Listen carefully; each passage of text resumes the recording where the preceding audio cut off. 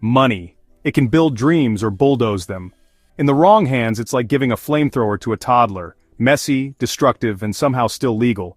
It's the force that can conjure up luxury music festivals on deserted islands out of thin air, or at least, out of the promise of thin air, and some very sad cheese sandwiches.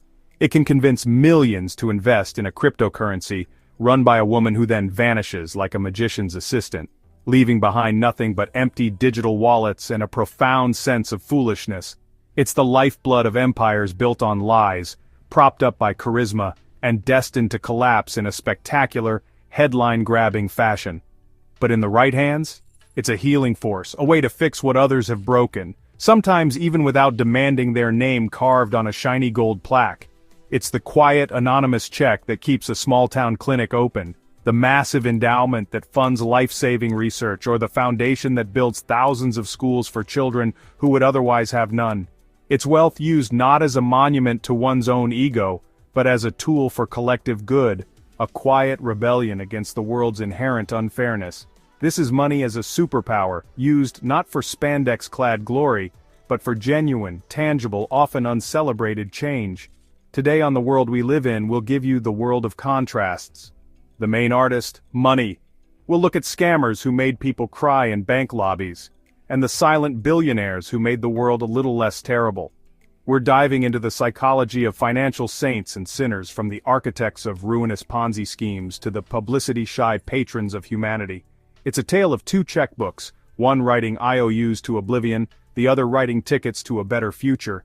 Before we start, hit the like on the video, subscribe to the channel, and let us know in the comments, would you rather go broke in a scam, or go broke giving it all away?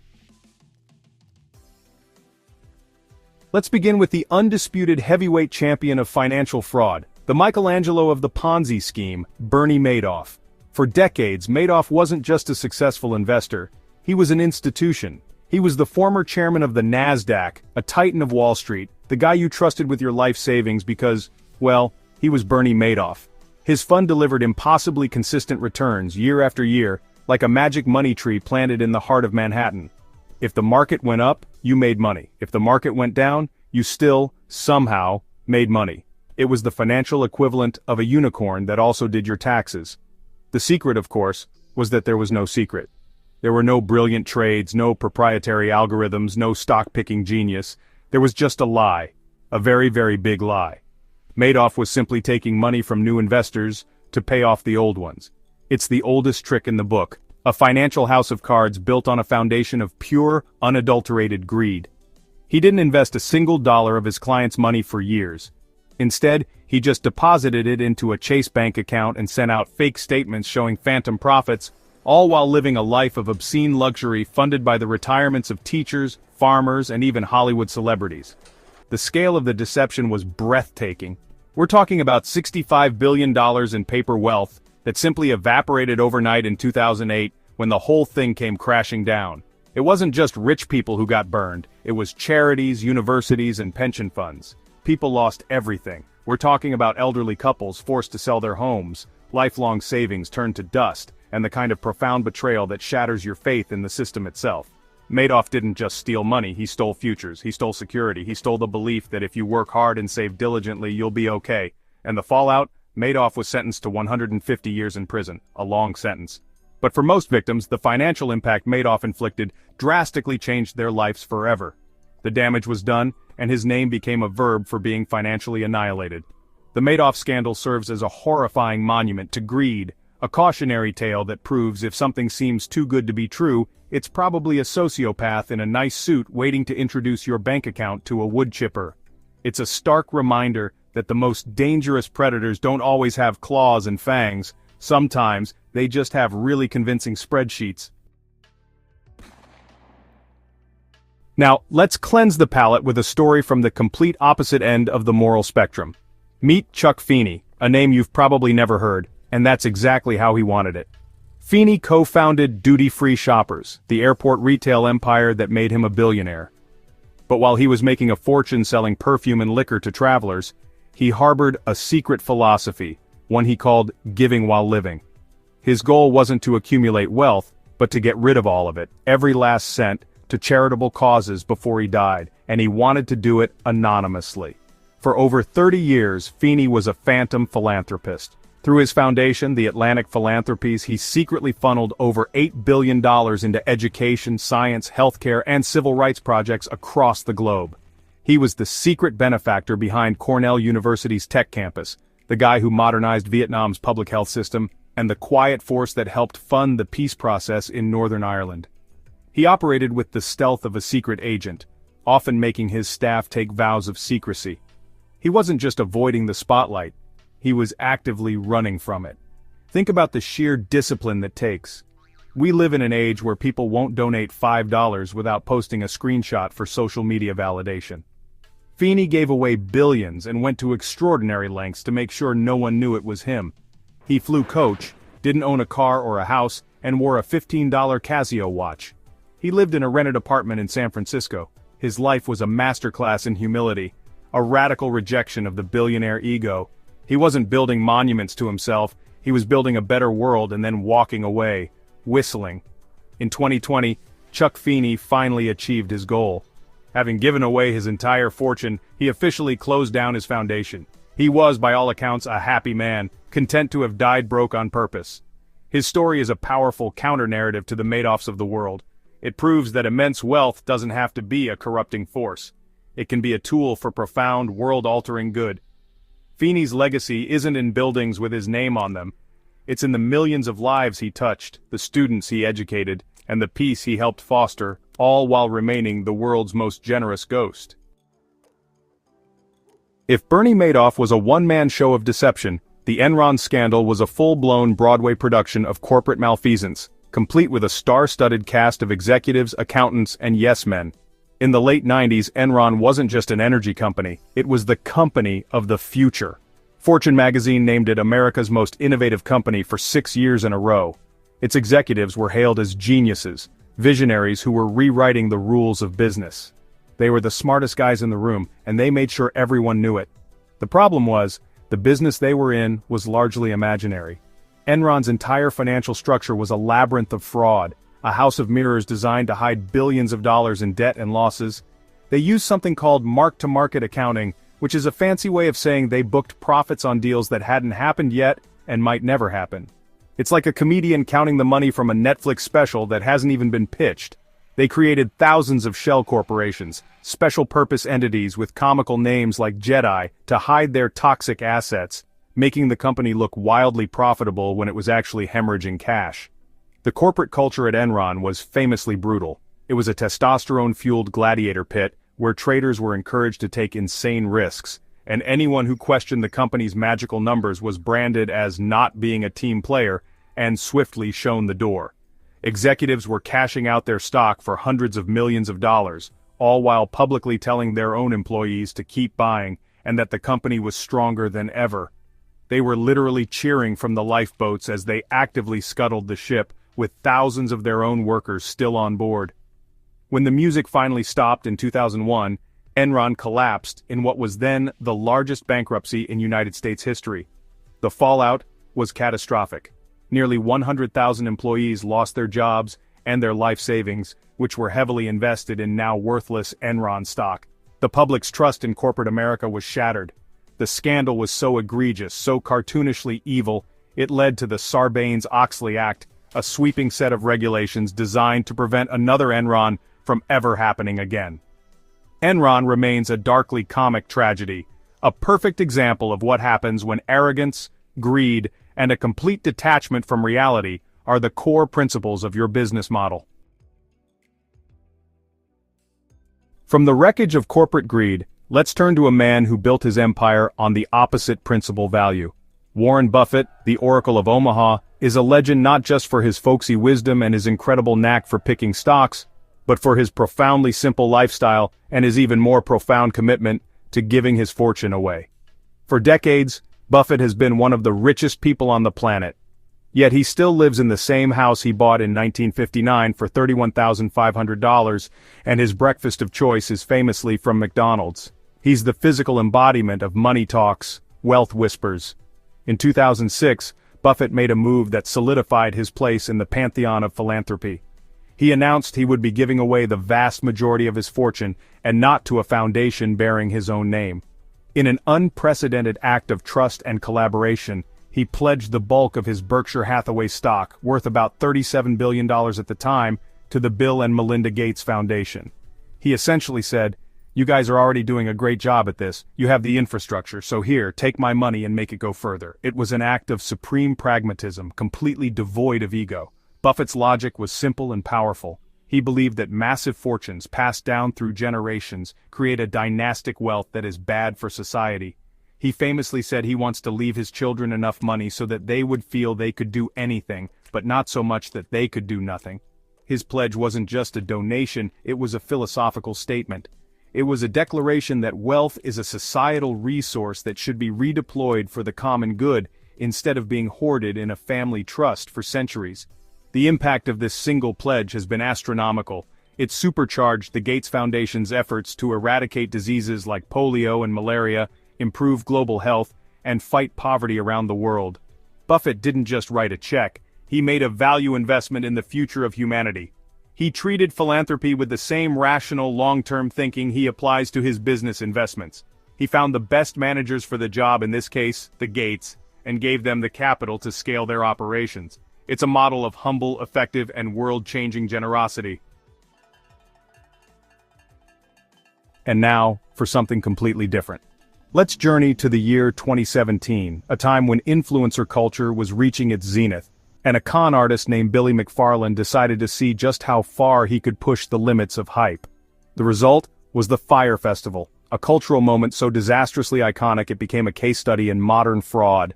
The pitch was irresistible. A hyper-exclusive, luxury music festival on a private island in the Bahamas once owned by Pablo Escobar. It was promoted by supermodels on yachts, promising gourmet meals, luxury villas, and the party of a lifetime. The marketing campaign was pure genius, a perfectly calibrated assault on millennial FOMO, fear of missing out. They spent a fortune on a single orange tile and paid influencers like Kendall Jenner hundreds of thousands of dollars for a single Instagram post. It worked.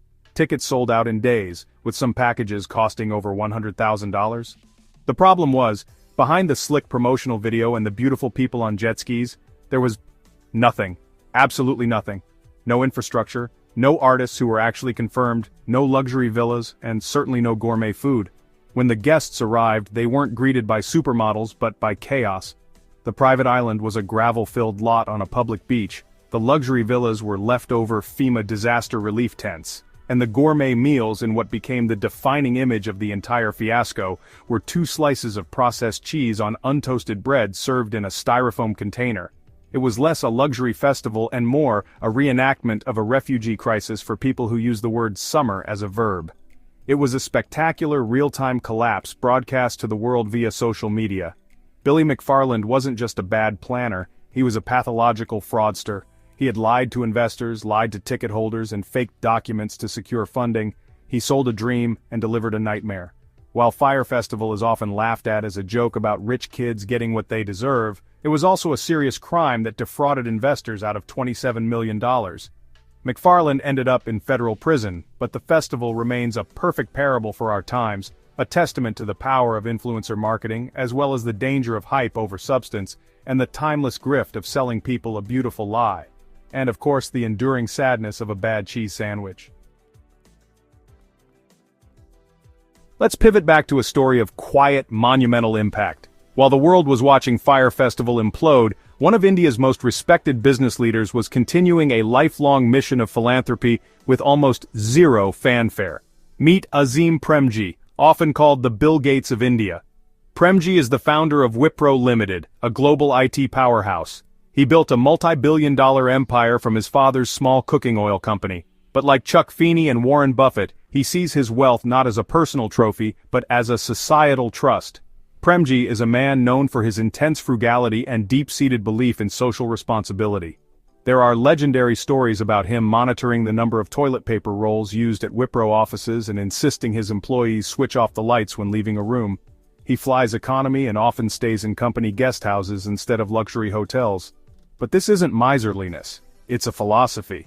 Every dollar saved, in his view, is another dollar that can be put to better use. And that better use is the Azim Premji Foundation. Over the years, Premji has systematically transferred the majority of his personal wealth, we're talking over $21 billion, to his foundation. This makes it one of the largest endowments in the entire world. And what does it do?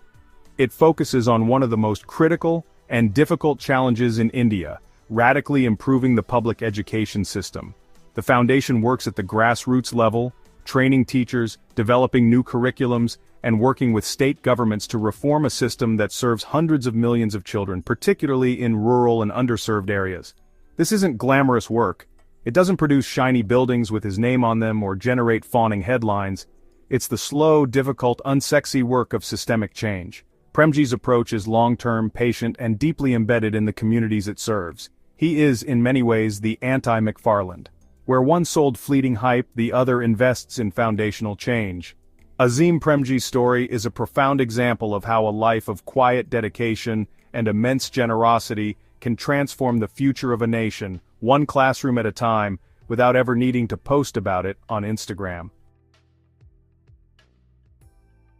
If you thought the Fire Festival was wild, allow me to introduce you to Ruja Ignatova, the self-proclaimed Bulgarian crypto queen.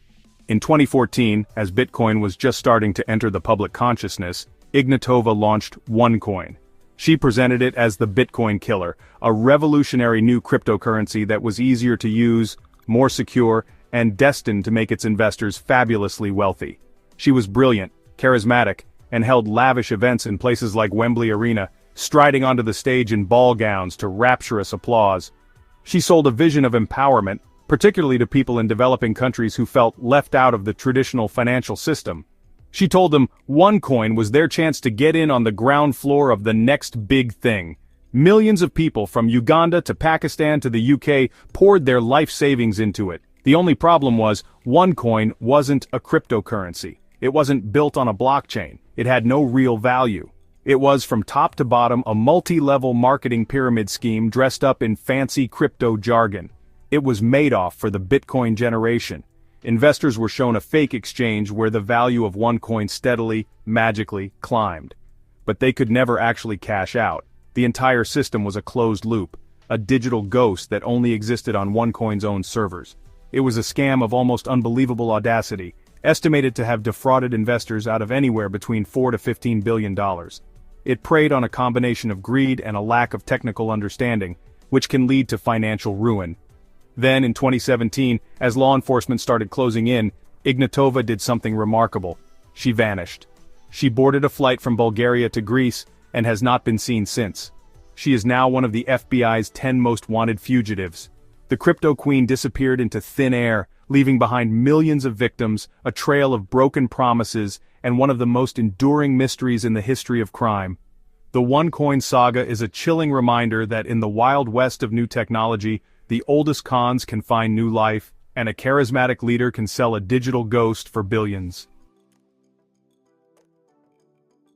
Finally, let's end on a story that feels like a direct response to the cynicism and bureaucracy of the world. Enter Mackenzie Scott. After her divorce from Amazon founder Jeff Bezos in 2019, she was left with a fortune so vast it's hard to comprehend.